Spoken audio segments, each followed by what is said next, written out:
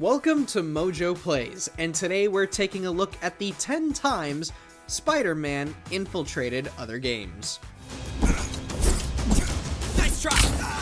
Spidey has appeared in a wealth of games over the last several decades, but there were some areas we did not anticipate to find him in. Which of these surprised you the most? Let us know down in the comments. Before we begin, we publish new content all week long, so be sure to subscribe and ring the bell to get notified about our latest videos. Let's just get this one out of the way. Fortnite. Oh wow, this one's for you. Oh, thank you. You shouldn't have. Yeah. Of all the games we'll be going over in this video, Fortnite was the least surprising, hence why we're starting off with it. By the time Spider-Man joined the Battle Royale, we had already seen a plethora of other guest characters like Master Chief, Kratos, the Avengers, Batman, and many, many more. It was only a matter of time before the Web Slinger made an appearance. In fact, Chapter 3 Season 1 was pretty much dedicated to Spider-Man, as we not only got the character, but also a web-covered Daily Bugle as one of the landmarks on Fortnite's constantly changing map. Players could even get their own hands on a pair of gloves to swing to their next destination. Because you'll never know what you might find.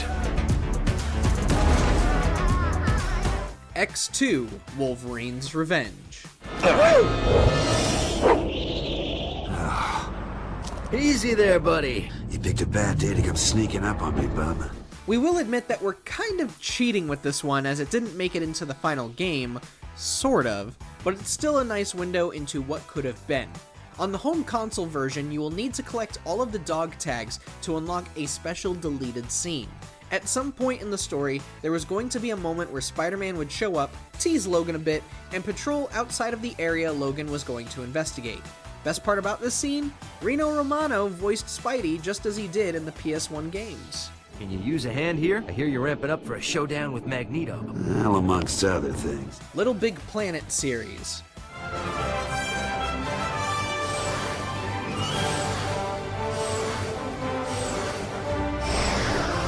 Back when LittleBIGPlanet was exploding on the PS3, players saw a wealth of costumes based on various other franchises across video games, movies, and television. The Marvel packs in particular were exceptionally popular, and understandably so. Across the 4 Marvel packs, users got costumes based on Spider-Man, Venom, Green Goblin, and Dr. Octopus. You got these at a steal too, as the costumes were compatible with LittleBIGPlanet 2 and even the racing spin-off LittleBIGPlanet Karting. Basically, you got DLC across 3 games for the price of 1. That's a steal! That's a real steal right there. Marvel's Avengers. Someone there? Just another day being Spider-Man. As most Marvel fans are aware, Spidey has always been that unofficial Avenger before finally becoming an official Avenger. Unfortunately, Spidey's inclusion here was not at all flattering for fans. While we were given an extensive campaign lasting a small handful of hours, controlling our favorite webhead could have been a lot better. How bad was it exactly? Well, let me put it to you like this. Fortnite had better web swinging than Avengers. Seriously, man, what happened with this game? Why is Spidey zipping around with silly string? You kidding me with this? Spider? Lego Marvel's Avengers.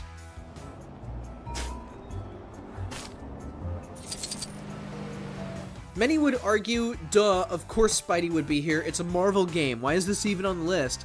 Well, the thing about LEGO Marvel's Avengers is that this game was centered on the 2012 Avengers movie and its sequel, Age of Ultron. Our friendly neighborhood Spider-Man wasn't added into the game until a few months after the game launched. However, they did base his appearance off of his MCU outing in Captain America Civil War. So, he did end up fitting the theme of the game after all.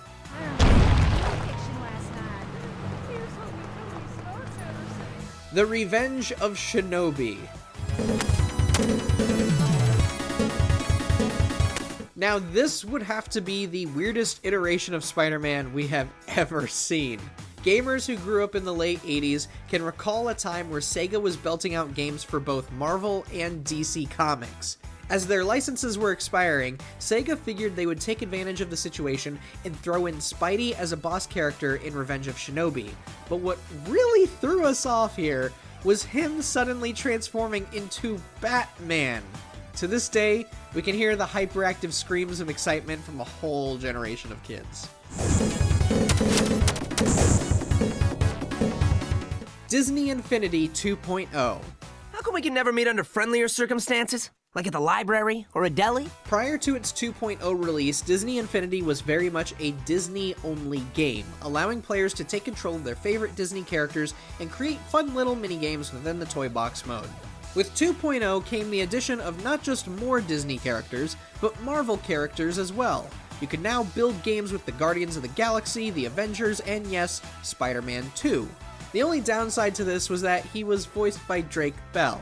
Made sense at the time, given he was the most recent voice for the webhead, voicing him in Spider-Man Ultimate, but certain events in recent years have made the inclusion a bit more of a yikes moment, you know? Hey, at least we had other alternatives. They did put Venom and Green Goblin into the game, so there's that.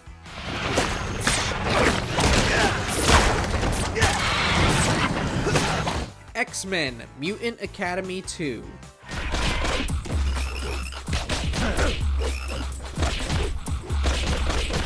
As we saw with X2, Spidey will cross paths with the likes of Wolverine from time to time, but he seems to do so at unexpected times. Mutant Academy 2 was another one of those instances. What's strange about this outing was that Mutant Academy 2 had a roster composed entirely of X-Men members. You had Wolverine, Storm, Cyclops, Nightcrawler, all the usual suspects. And then you had Spider-Man for some reason, and he is arguably the hardest character to unlock. You'll have to keep playing arcade mode until he appears, emerge victorious, and you'll be able to play as him by holding L1 and selecting Cyclops. Hello! The Punisher, the ultimate payback. Again, Peter Parker seems to make a habit out of appearing in games starring other Marvel characters. When it comes to X-Men, we can look the other way, but Punisher? It's quite a curveball. In this Game Boy shooting gallery, Spidey appears in the first level to brief you on the plan, and reappears later to save hostages while you bring down the criminals. And he even makes a neat little sound effect when he's swinging on down. It's kinda cute, honestly. And then he ditches you for the rest of the game, and you're kinda left on your own, which, fair enough, this is a Punisher game after all. Tony Hawk's Pro Skater 2.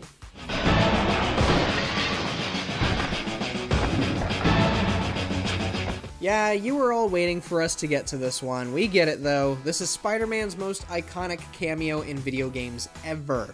The circumstances were just too absurd to ignore.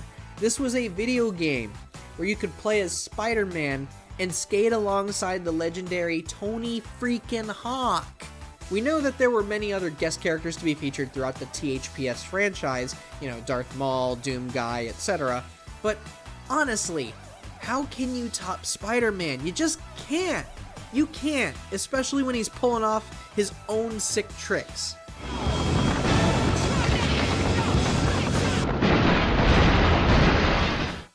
Check out these other great clips from MojoPlays, and be sure to subscribe and ring the bell to get notified about our latest videos.